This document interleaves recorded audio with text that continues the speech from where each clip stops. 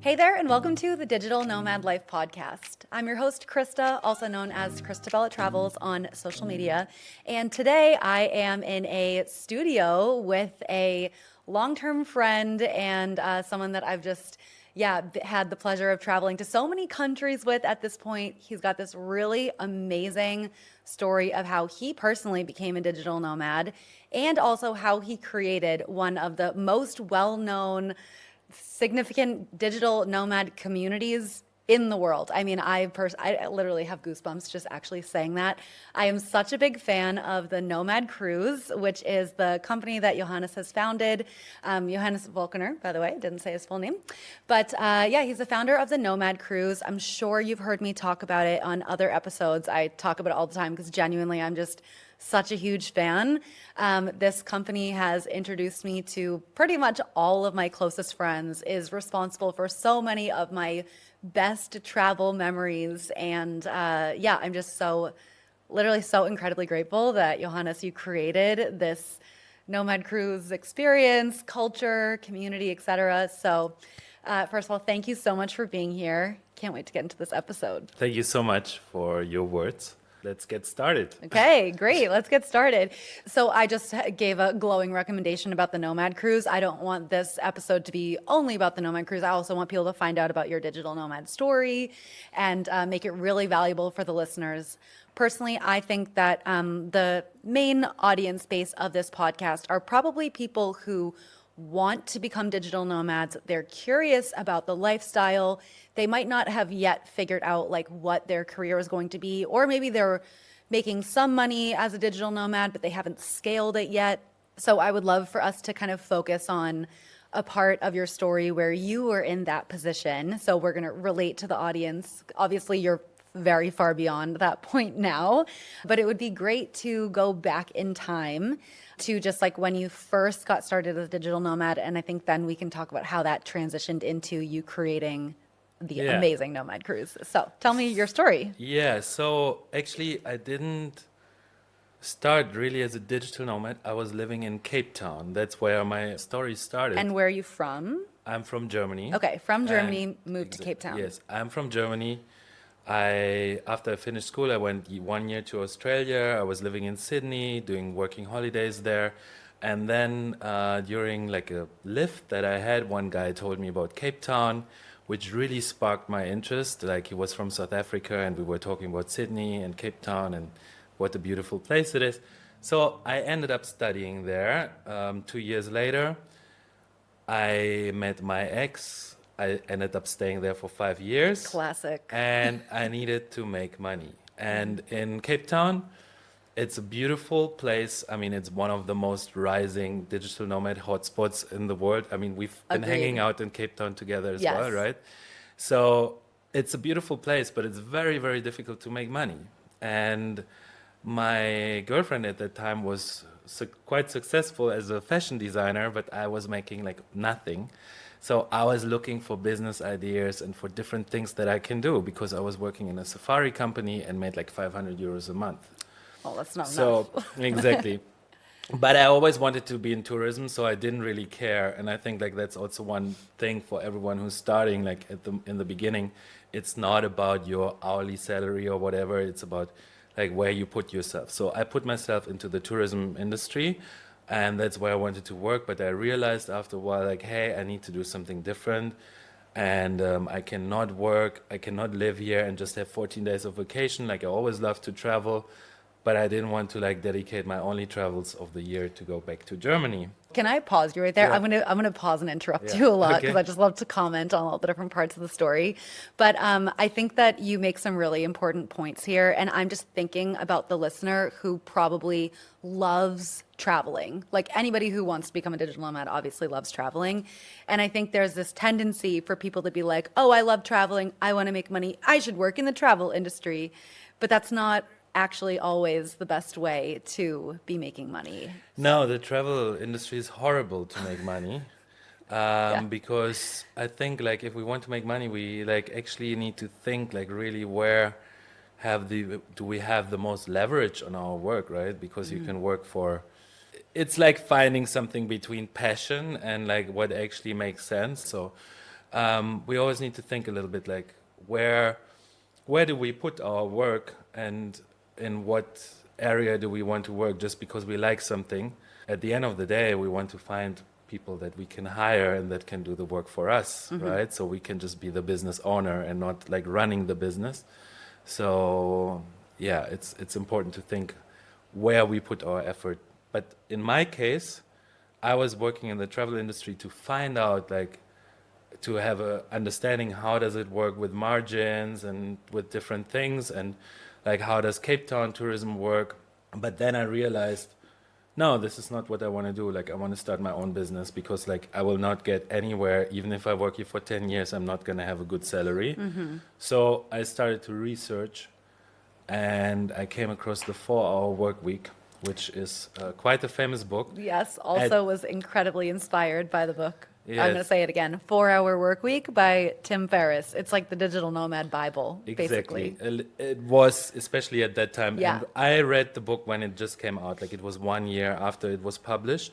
And it just basically, the main lesson I had from there, two main lessons I had from the book. But like the first main lesson was, okay, I don't need to look for work in South Africa. I'm going to look for work in Europe where people pay me more. We have the internet, I can work online. So I started to become a virtual assistant with the goal to create a virtual assistant agency in South Africa and hire Germans and give them I think there's still no real agency like this. It could be like actually something interesting even today. But the idea was that that I would work as a virtual assistant, and I actually posted my email address in a forum for the 4-hour work week, and I got so many leads. I just said like I'm a virtual assistant German, and I live in Africa, and if you want like some help, so I got people were all writing to me like, hey, I want to work with you and whatever, but the people didn't really know how to delegate and whatever, but it brought me into the first, getting some work done as a virtual assistant. Yeah. Wow. Okay, so your story basically begins with this desire to live the lifestyle that you want, not being confined to the 9 to 5 little box system. Actually, I just wanted to live in Cape Town. Oh, you just want to live in Cape Town Yeah. with your girlfriend. Okay. Oh, whatever the inspiration is, right? Actually, and thanks for distinguishing that because I think some people hear me say become a digital nomad and they think that means that you have to live out of your suitcase. It just means that you have the freedom to live your life the way that you want to live your life and prioritize the things or the people or the places that you want to prioritize. Exactly. And I mean, at the end of the day, even as a digital nomad, we don't want to travel all the time. Of course not. And we want to live in like just nice places. And there are people who are like putting in so much effort just to be able to work from Australia or whatever, whereas once we are online, we can work wherever we want in the world, right? And we also not like dependent on like, oh, now it's winter in Australia. It's actually not that nice to be here. So then we still have to be there. We cannot hang out with our family if they are from Europe or whatever. So really the best thing, and it doesn't matter if it's digital nomad or not, right, is to have the possibility to work in the world from wherever we want.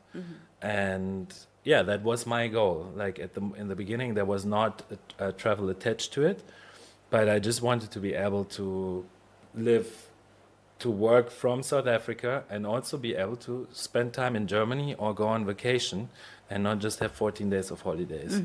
Because I mean, yeah, when we are working, I mean, now we are here, but afterwards we can go and watch the sunset, right? Or we can do like so many other things here in Bali. We can have amazing weekend trips and a lot of stuff, but we're not traveling so much while we're here, right? So Yeah. Just for the people in the back, if you're listening to this, it doesn't mean that once you become a digital nomad, you have to live out of your suitcase. You can base yourself somewhere for the majority of the year. But I think the thing is, if you can work from literally wherever, you're probably going to travel more than you would if you had a 9 to 5 job. for sure. And that's what I did, exactly what I Yeah. did after I have been working online and I was able to like make enough income. I was traveling all over the world, and I took that quite serious Cool. to just travel and see the world. And like these days, I've been to like over 100 countries Wow.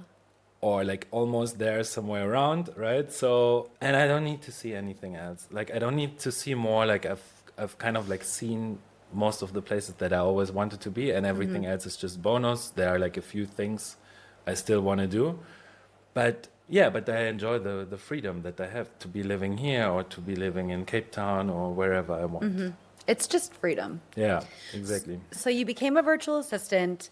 Sounds like you had a lot of luck getting a bunch of clients right away, even if I'm sure they were annoying if they didn't know how to delegate. But you know what I always say to my clients at the beginning, because I didn't introduce myself in this episode. So if you're new here, I'm a digital nomad coach and I help people create online businesses, and it's pretty much always their first online business. So a situation like Johannes, when you first started, I would have like assisted you in the process of getting your first clients and coming up with the virtual assistant idea. And I feel like a lot of people, they don't want to do this kind of lower level work to begin with, but it's a launching pad. And obviously, you didn't stay as a virtual assistant. Exactly. You created this whole amazing company that's had an amazing impact, like such a powerful impact on so many people's lives. There's marriages, children, just people having amazing experiences. So, can you bridge the gap for us? How did you go from being a virtual assistant to creating the Nomad Cruise? Yeah, so what happened was I was virtual assistant and I really didn't like that work, and I also decided very quickly that I don't want to start an agency for virtual assistants. But one thing I learned in the beginning was first one client asked me, can you make a WordPress website for me? And I was like, well, I don't know how this works, but I'll figure it out. So I installed the WordPress website and I was like, oh, wow, now I can build websites. Like, I don't just need to be a virtual assistant. Maybe I can be a web designer as well.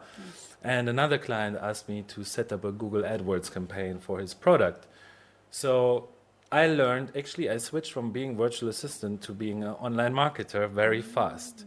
And I could make websites and I helped other people with online marketing, which pays way more than being virtual assistant. And then coming back to the 4-hour work week, what Tim Ferriss was teaching was that you need to have your own product that you can, sell anywhere in the world with the online shop, and like you can automate this. He's teaching a lot more in the book, but like basically if you have like a little product that you can sell, then that's like the way how you can build also more passive income, more freedom. And I didn't have that product, but my mom had a therapy card business and I helped her, and that worked extremely well. And it allowed me to actually get rid of a lot of the clients that I didn't like. And it also allowed me to be able to live and run a business from anywhere in the world. So you Just basically became a full-time digital marketer for your mom's product. Yes, Yeah, exactly. nice. And it wasn't even full time because it didn't require me to work 8 hours a day. Like how many hours are we talking here? Well, in the beginning, I put in quite a lot of work, but Sure. like the business is still running today. And now it is not that much anymore. And in the beginning, I did optimize, like I built like massive Google AdWords campaigns and to help this business grow. But the crazy thing is that this is running since 15 years now. Okay, so you basically set this thing on autopilot almost? Because I feel Almost, like, exactly, yeah. yeah. It's not like, no, it's not much work but you anymore. still make money from I it. still make money from it. Nice. Yes. I could still finish today. Amazing. So that's a really nice security net that you created for yourself. And then, Yeah. So Do the then next what thing. happened basically is I built that business, but the relationship that I had in Cape Town fell apart. And I was not so sure whether I want to stay in Cape Town anymore. Like I was there already for 5 years. And so, but I also knew that I didn't want to go back to Germany. I was like, hey, I built all this freedom for myself.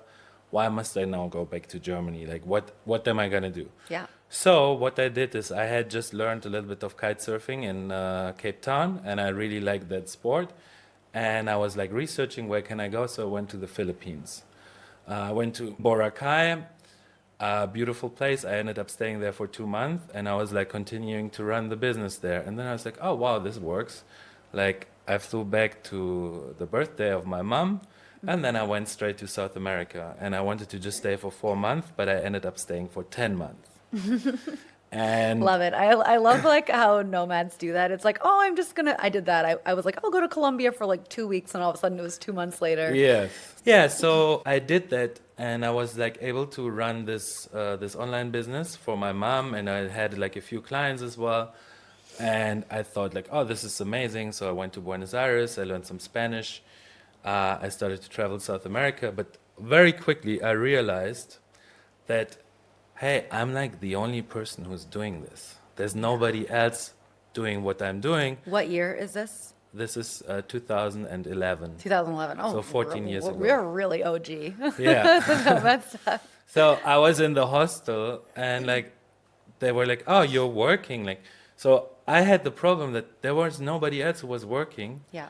and I wanted to connect with other people who were working, because the backpackers, they went out at 2 o'clock at night in Buenos Aires to go to the parties, right? So it was very, very difficult for me to be working and hang out in this like social community. And there were not so many people who were just like living for like nomads or anything.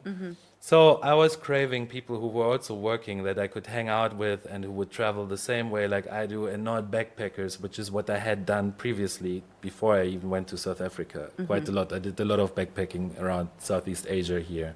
And so then I realized that I love this lifestyle. It's amazing to be living in Buenos Aires. I lived in Rio de Janeiro. I was in different places, but I was like, shit, I want to connect to more people who do this as well. So I had the idea to create an ebook, which is like an online travel guide for people who work online. In that process, I found out about the word digital nomad. When I was like making this ebook, I sold that ebook, and I was like slowly gathering more and more people who were doing this, because I just wanted to genuinely meet more people. And then in that process of this ebook, I started to speak at different nomad events. Like I was like really the first one in Germany with a few other people who were like starting this community there. And going now forward to Nomad Cruise, is I started the first Facebook group for digital nomads. There was nobody else. You did? The first Facebook group? Yes. Which So one? It's called Nomad Base. Oh, okay. Okay, cool. But there was no other Facebook group at Yeah. that time when I started it, and it was called Web Work Travel Digital Nomad Group or something. So everyone who was looking for the word digital nomad ended up in my group. 3 years later, I had organized, like I had already gathered a little bit of community, but I was like thinking I want to do a project for this people and get us together, because at that time there was only Chiang Mai, which had a bit of a community going. So now we're talking about 2014. Okay. And there was a little bit happening in Lisbon and in Medellin, but like not much. Like there were not many spots where digital nomads would meet. So I was thinking about business things, and then I saw that there was like a really cheap cruise that was going from Spain to Brazil. And I thought, okay, so I wanted to go kite surfing in Brazil. And when I saw this cruise, I thought, why don't I just invite all these people to come on this ship? And instead of me having to like build a network in Rio de Janeiro and in Buenos Aires, if we have a lot of people and I would spend the winter in South America, then we can all hang out together in these different places, and I don't need to start my network from scratch. So I just said basically like, let's go together to South America in this group. And within 3 weeks, over 100 people booked this trip. Within 3 weeks? Yes, Oh, yes. wow. So there were So already, cool. and there was not many places, where nomads could meet. So everyone was like, okay, I'm going to be on that ship. Yeah. And that was the start. But like really the idea behind it was not the event itself. It was what is happening afterwards, right? It was, let's meet on this ship. Let's all get to know each other a little bit. And then we travel afterwards, which is what a lot of people don't really know about Nomad Cruise, that we are doing so much things after After. the cruise and not Yeah. just on the ship. Like the main value is actually after the cruise. and not just the trip Yeah. very often for people. For anybody who's been following along, I recently took a trip to Japan. Well, I was on the Nomad Cruise that went from Vancouver to Japan. And then I spent 2 weeks in Japan, and Johannes was there, and also like 100 of our other friends were also in Japan. And we had these really cool meetups in all these different places. Like we were in Tokyo and Kyoto and Osaka, and then so many people came to Bali after. So that was in October that we were there. November, December, January, February. Like it's literally four There's and a still half some months people later. here from that trip. Yeah, and we just had a Nomad Cruise meetup recently. So yeah, what happens after the cruise is really so magical. But the cruise itself. Okay, so I didn't join Nomad Cruise until Nomad Cruise 6. So here you are talking about Nomad Cruise 1, like the very first one that inspired the whole thing. And I bet if there are any Nomad Cruise alumni listening to this conversation, maybe you'll be really interested in the founding story of it all. So, okay, so you threw it out to the community, your Nomad community. Obviously, people were like dying for community at this point, which if anybody is listening to this episode and you've heard my other episodes, you probably know that I had a really similar experience to what you had too, Johannes. Like I was traveling around South America, staying in hostels, and I was meeting lots of cool people in the hostels, but they were backpackers and they were moving too fast and they were drinking too much. And it wasn't sustainable. And I was like, I really want to meet other nomads. So yeah, ended up traveling to nomad destinations. I found the Wi-Fi tribe. And then a few years later, I discovered the Nomad Cruise, which was already like a fully fledged community at that point. So anyway, I think a lot of people, especially in those like 2010s chapter, were just starved for nomad community. So you had this idea, you just put it out there. 100 people were like, yes, let's go. What happened next? Yeah, so they went on the trip and the trip worked out really well. I was like super scared. Actually, I've never been more scared before a trip. Why were you like, scared? Yeah, because I had no clue like what's gonna happen. Like it was just like an idea, right? And so like 3 or 4 days before, I took a spreadsheet and I was like, who wants to organize like a workshop or something on the ship? And then we had like an unconference program that we were, and I said like, okay, let's meet in 2 days. I will then share the venues and where we can meet. So that's all I knew. Like so the first 2 days on the ship, I kind of figured out like how we're gonna run all this event because I had never been on a cruise ship before. You'd never been on a cruise No, before. no, I had no clue. Like we were not even, because the trip was so cheap, so we didn't even know like what the food or whatever would be like, and like it all turned out to be really amazing. Why was it so cheap? Because it was the first time that this company was like selling repositioning trips. And what is repositioning? Repositioning is when a ship is in the Mediterranean Sea or in the Caribbean or wherever, and then the season changes, and then the cruise ships go from the Mediterranean to the Caribbean, or they go to South America to operate there for the season. So in a way, cruise ships move the same way like digital nomads do. When yeah. it gets cold, they move somewhere else. So for the people that were participating on this very first Nomad Cruise, so you went from the Mediterranean to South America, but there couldn't have been many stops along the way. Like, was that boring? No, it wasn't boring. No, Okay, why no. wasn't it boring? So Because I know that it's not yes. boring. I know that the days at sea are the best days, Yes. but I just want you to tell So me. there's 100, when there are 100 people on the ship, you meet a lot of people that you want to have more conversation with, or that you want to play some games with, or you want to party with, you want to do different things. So there's like a never ending conversation, and you kind of need to run to your room to escape this kind of bubble, right? Yeah, So- the social part of it is actually so much, but like in such a good way, because you do have your cabins to escape. But yeah, anyway, sorry, keep Yeah. going. So we were all like, oh wow, like this is actually really cool. Like we were not expecting this like nice trip and this nice food and whatsoever. So everyone was like way more positively surprised than what we had expected. And yeah, so we had an amazing event. We did the workshops. We had about 20, 30 workshops. It all went well. And like before I actually, we went on the ship, I decided like, okay, I want to make this a project because I see that there's good momentum. Like I didn't even need a beautiful website and I already get 100 people to sign up. So I made a logo and I made some t-shirts and I made the flag, a Nomad Cruise flag. And that was just so that we can take, and I asked one of the people who was joining us, like, can you take some photos and whatever, so that I could just collect material and that we can say like, okay, this is actually like something. Like it's not just a meetup on a cruise ship, it's actually like It's a thing. A thing. Yeah. And so we did this, and first the cruise line also was not really like collaborating with me. Like they were just like, oh, what are these 100 people coming here on this ship?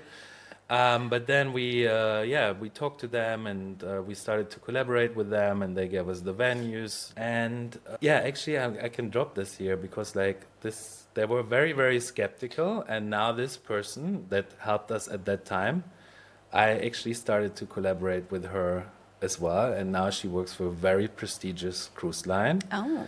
And we have a trip that will come in the near future. Do I know about it? No. Oh, No. so exciting. Ooh, okay. Yeah, so after the first trip, 6 months later, we organized another Nomad Cruise with 200 people from Colombia to Portugal. Colombia to Portugal. Yeah. Okay, so another repositioning cruise. Another repositioning. And then we Cool. did a lot more repositionings, about 10 before COVID started. Wow. So it became from like, hey, this is just a random unconference on the ship. Then I noticed like, oh, these cruise lines, they have their own talent show. And I was like, oh, wow, this is cool. Like we can also have our own talent show. We have a lot of talent on board. So in the beginning, our participants joined like a talent show of the cruise. And then we were so many people, and we were like, when we were like 250 people on the Yeah. cruise, I was like, well, we are actually enough people. We can do our own talent show. We don't need to do it on the with Yeah. the trip. And so I picked up over like the first 5 years, I picked up ideas. I saw Shark Tank and like, oh, this is cool. Like people pitch their business. Like, how can we do this on the cruise? I go somewhere, I see ecstatic dance. Like, oh, this is cool. Like, how can we bring this on the cruise? So we bring a lot of inspiration from different events. Every cruise you would see like a lot of improvement with the program, how we run things. Yeah. And with inspiration from all around the world, from different events that we attended. Wow. Okay, I just want to interject here, and like for anybody who has never been on a Nomad cruise, what Johannes is talking about is it's a festival. I mean, there's always multiple things happening at any single time of day, like literally from the moment you wake up until the moment you go to bed. There's just, yeah, as you said, big events that the whole community like, and I think there's usually between 200 and 300 people that are on every single one. And a lot of them are alumni. Actually, do you have percentages, like what percentage of people are returning cruisers? I think like on almost every cruise, there's about 40% returning people. Okay, so 40% returning people, which is just outrageous. I think that's like really such an impressive statistic. I'm one of these people. I think the next one that I go on will be my 7th cruise or something. And there's some people that have been on every single one, right? Almost. Yeah, but the cruise is just it's so fun. Like there's so much to do. The talent show is always a highlight, and it's like kind of like saving the best for the end. But the ecstatic dance, as you said, the pitches, and I love to hear the story of how the program developed, because as a traveler myself, of course, like I've been to all these places and have just seen, oh, that's a really cool thing that these people do, or that culture does, or that this experience I had, or that digital nomad meetup. And it's like you've just obviously, if you've traveled to 100 countries and have been a nomad since 2011, it's like I think we can trust that you have experienced the best of the best, and that you brought it all together on the cruise for new nomads, experienced nomads. I think anybody, whatever stage they're at in the process, will get so much out of it. That being said, I have a question. I get this question a lot from people that are like, oh, Christa, the Nomad Cruise sounds amazing, but I'm not a nomad yet. Can I still come? What do you think? Yeah, I think so. First of all, the nomad thing, it doesn't matter if you are a nomad or not. Like, I think that we created so many nomads from people who are just going there, and like, it is like an eye-opening experience, but also we have people who were nomads and now are not anymore, and then they come back on the ship, right? So it really doesn't matter. What is the most important is just to be curious, right? Like if you're curious to learn, curious to grow, to like dive into this community, it can just be like a eye-opening life changer, right? So in that sense that you see so many people, you're like, hey, I'm actually like smarter than this person, but like she makes so much more money or she's so much more Totally. successful with the things. Yeah. So why am I not doing this? So like it can like inspire you in a very positive way. Like it should not, you should not go on the ship and say like, oh wow, these people are also experienced, like I'm not there yet, like I feel bad about it, but like go on the ship and with an open mind and with a willingness to learn from other people, and you will meet so many people, because I always like to say like nobody's doing the same job on that cruise. Yes. So whatever you are doing, like you will find someone. And also the nice thing is it wouldn't even feel like competition, because people come from all over the world. So everyone is very, very willing to share actually what they are doing. It's not like I'm protecting my little niche or whatever, because people share what they do in the States and you learn from someone who's doing Yeah. things in Germany or whatever. And so there's so much collaboration and ways of how people end up supporting each other. That is actually such a good point. I didn't even really think about it like that. So you might be wondering, why is there 40% alumni if the program is pretty much the same every time now, which it is. So I think when I first joined the Nomad Cruise, the program was brand new to me and it continued to feel new for the first few cruises. But then I started realizing that now it's no longer about the program, although the program is amazing and I still participate a lot in the programming. But why I love the cruise and one of the biggest values that I get out of it every time is the inspiration from the other people. And you're right, people don't gatekeep. Usually when I'm on the cruise, I meet a couple of other people who are also digital nomad coaches, but for their respective countries. So that's actually so amazing for me to be able to collaborate and get ideas from another person that's in the same industry as me, the same niche as me, but we're not in the same market. So, and yeah, with like hundreds of other people, chances are there's not going to be someone that does the exact same thing as you in the exact same market.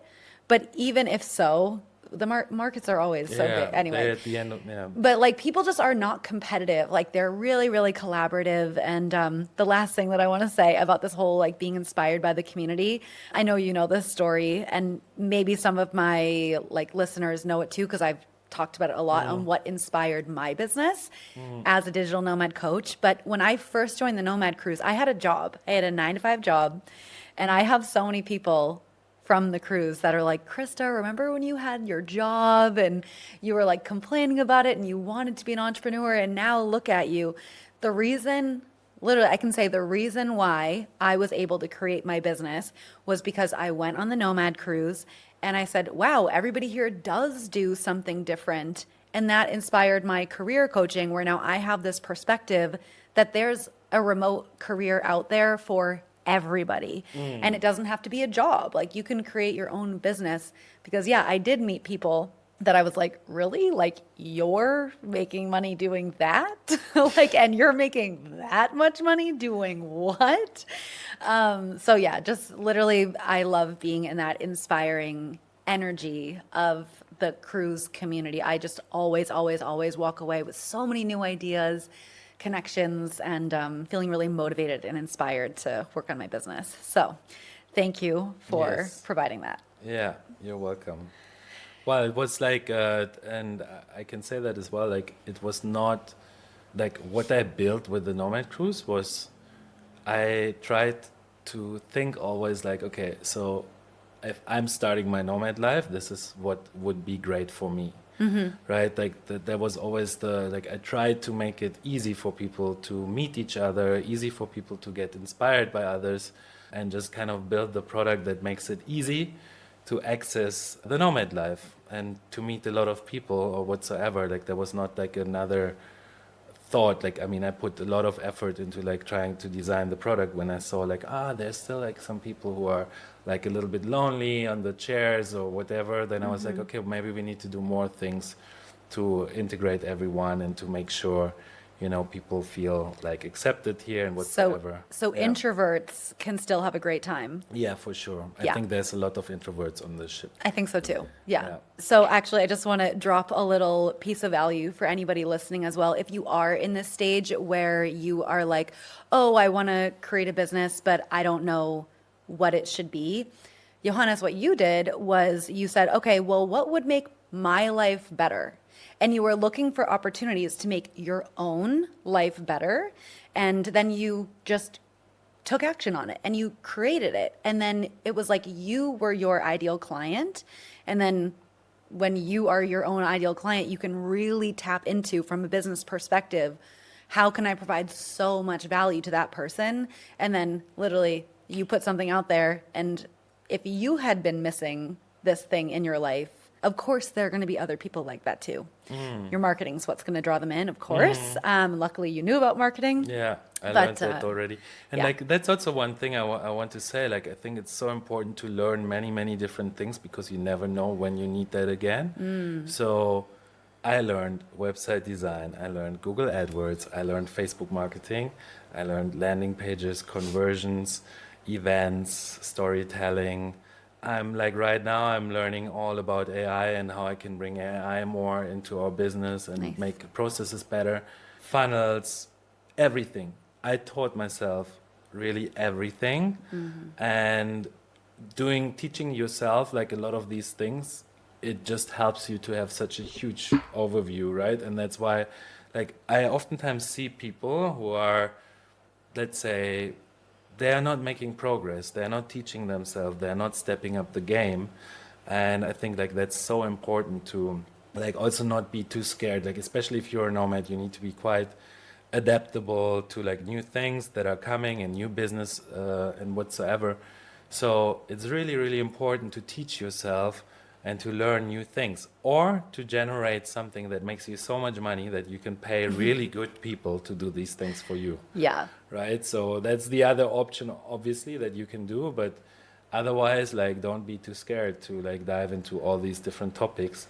And at the end of the day, the cruise would not be successful if I wouldn't have like started this business with my mom before, because that's where I learned a lot about marketing and different things. Yeah, yeah, it enabled you to have the freedom to build the business that really it was your dream business. Yeah, and also like even web design, right? Like I built the first Nomad Cruise website. Like Yeah.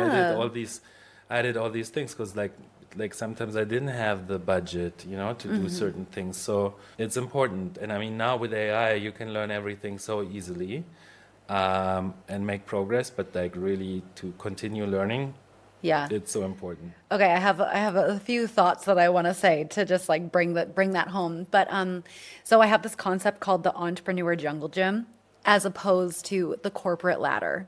So the corporate ladder, right? You step on the bottom rung of the ladder and then you climb up in this straight vertical line. And if you want to jump over to another industry, another market, or whatever, you got to like swing yourself over to this ladder and hope that you land on the same rung, but you're probably going to fall down a little bit. And it's just like scary it's scary to physically make that move. And so I think a lot of people that have been in the corporate environment, they're used to just like climbing straight up, and they think that if they start at a new job or they start at a new company or something, then that's the trajectory that they're on and they're going to stay on and they're going to be stuck on it. And so I think for a lot of people that are listening to this, by the way, if you are someone that has a corporate job, I'm speaking to you. When you are an entrepreneur, and you don't need to be a 7-figure entrepreneur, you could be a virtual assistant to start off with. You are still an entrepreneur as a virtual assistant. And just because you start off as a virtual assistant, that doesn't mean that you're going to be a virtual assistant until you're 65. You're probably going to be a virtual assistant for a year, maybe 2 years, maybe 5 years. And while you do that, you stumble onto other things that you like even more. Right. And you keep learning. And especially if you join something like the Nomad Cruise, which is maybe one of the best investments you can make as an entrepreneur, is just like opening your mind to all these other possibilities. Suddenly, if you zoom out from the that you're holding on to, you realize you're not on a straight ladder. You're on this jungle gym, and you can actually move to the side, up and down, and left and right, and like in and out. And there's just so many directions that you can go in, and you don't even know what the destination is going to be. But I think that that's my favorite thing about entrepreneurship is you don't need to have a 5-year plan, a 10-year plan, a 20-year plan, whatever plans that people have.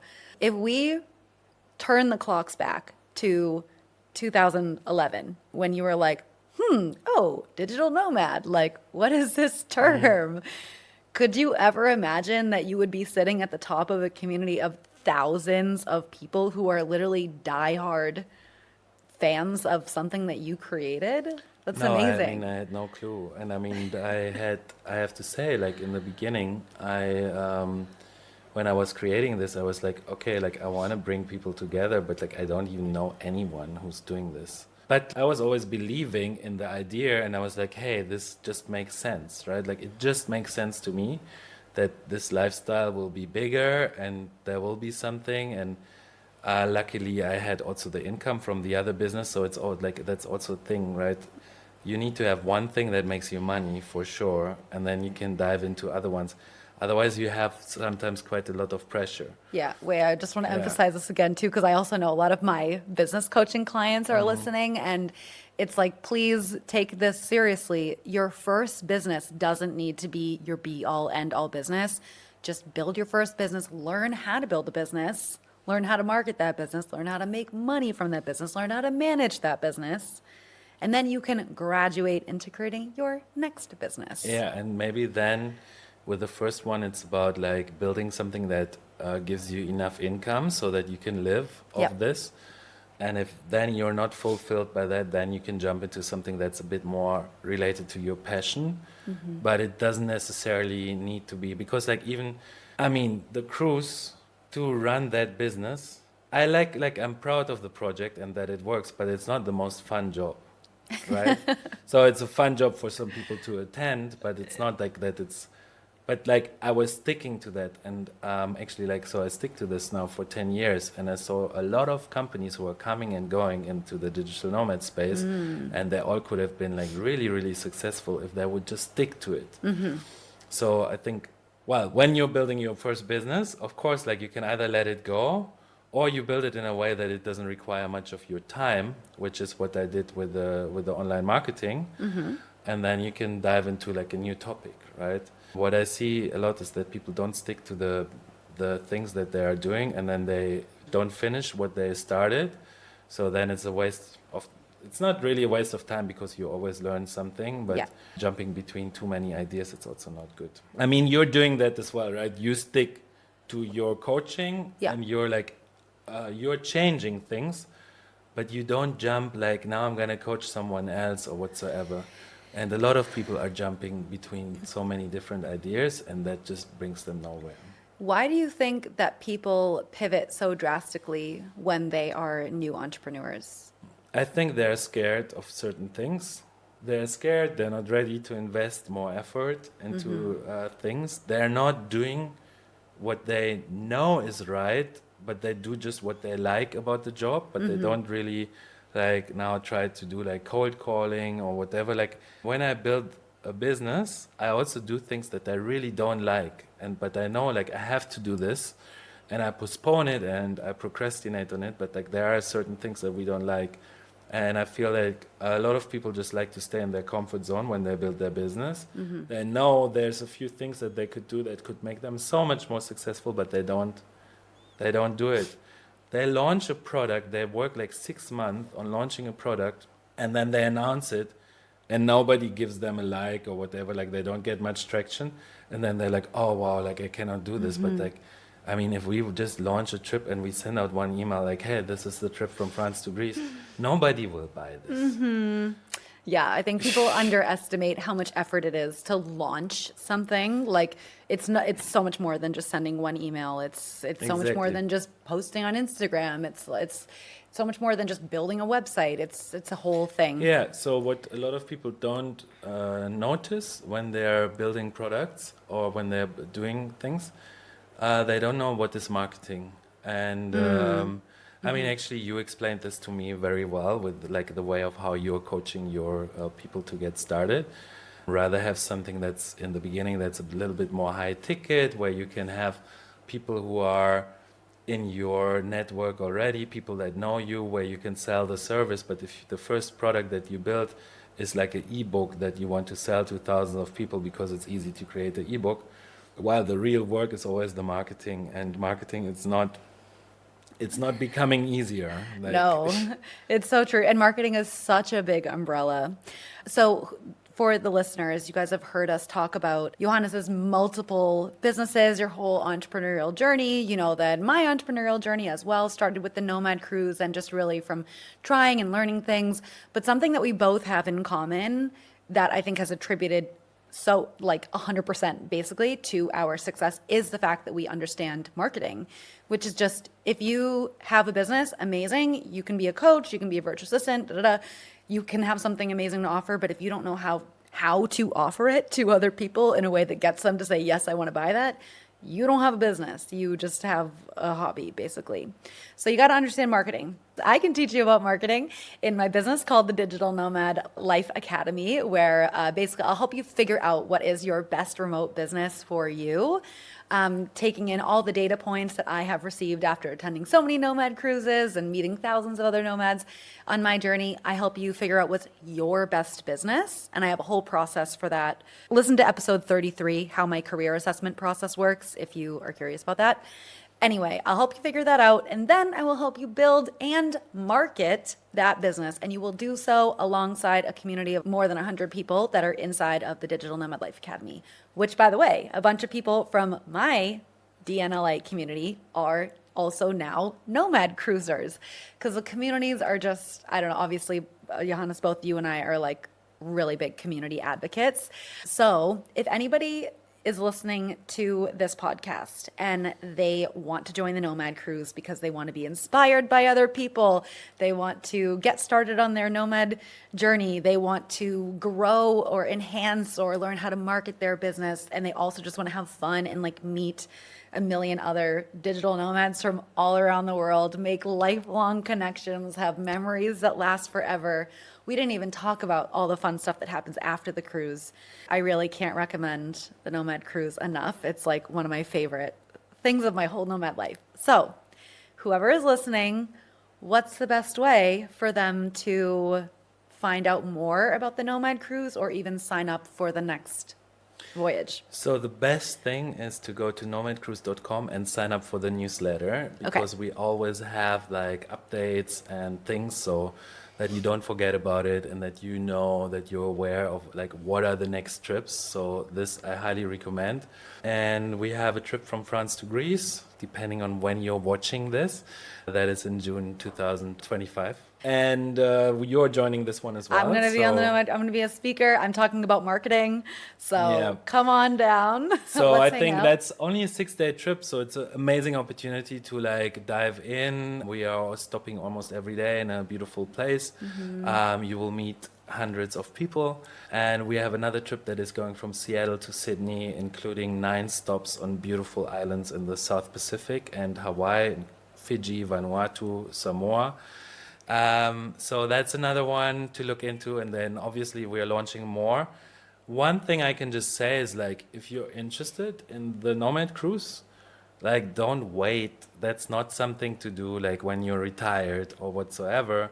That's the opposite. Don't wait Yes. until you're retired. The whole point is to join now so that you can, quote, retire. Early. Not retire, but like, I mean, I'm not retired, but I think if somebody looked at my life without knowing what I do for work, they would assume that I was retired. Yes. And for you too. So I mean, I think just like the earlier you join this, like you don't need to be a nomad, not at all. Like you can find all the inspiration, everything that you want on the ship. I always like to say we have people from backpacker to millionaire on the ship. Yeah. And it's a great way to connect to a lot of people from different industries.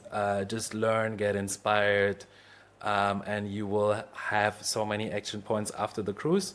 So just join. Like, don't wait too long on this one. we almost never do the same route again. Like this trip, for example, from Seattle to Sydney, I don't think we'll do this again within the next 5-6 years if we ever repeat this. So every trip is quite unique, and France to Greece is an amazing opportunity to jump on board and just get to know this. Don't just take it from me. Like you can go on to, I think you tag people on Instagram who have Yeah. like been there. So, I mean, sorry to anybody who's been tagged on Nomad Cruise Instagram, but like just go ask that. Like go ask anybody who's been. There's a reason why there's a 40% alumni rate on every single cruise. So, and you've had some that are like 100% alumni or like 90% alumni. So anyway, Nomad Cruise is amazing, life-changing. Okay, so thank you so much for listening. Johannes, thank you for being here. So glad that we finally got to do this episode. I personally can't wait Thank for the you. cruise in June. I'm so excited. And yeah, maybe some listeners, if you are listening to this and this is what kickstarts your Nomad Cruise journey, please come say hi to me when we are on the boat. I would love to meet you and say hi. Or again, if you want to join the Digital Nomad Life Academy, text me the word roadmap on Instagram, and I will send you a whole training on how the nomad life is possible for anyone. You'll hear more about I do talk about the Nomad Cruise on that training too. So Christabella Travels, send the word roadmap if you want to hear more about the DNLA, Digital Nomad Life Academy, or nomadcruise.com. Sign up for that newsletter. We'll put a link in the show notes as well. And anything else? Check the Instagram. You can check that as well. But Yes. again, like the newsletter is by far the best. Newsletter. And see you on the boat. See you on the cruise. Thank you so much, Christa. Thank you. Thanks, Johannes. Thank you. Bye, everyone. Bye.